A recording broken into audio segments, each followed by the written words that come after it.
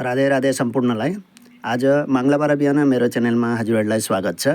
27 जनवरी 2026 मङ्गलबार माघ 13 गते। नेपाली पात्र अनुसार 13 गते 10 महिना 2082 साल चलिरहेको छ।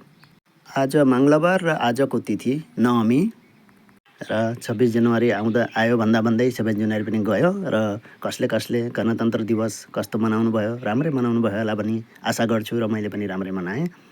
गुड डे, शुभ दिन जाओस् हजुरहरूको। सबै मनमा चिताएका कामहरू पुगुन् र आफ्नो रुटिन हमेसा फलो गर्नुहोला। बिहान गुनगुना गरम पानी पिउन नछोड्नुहोला।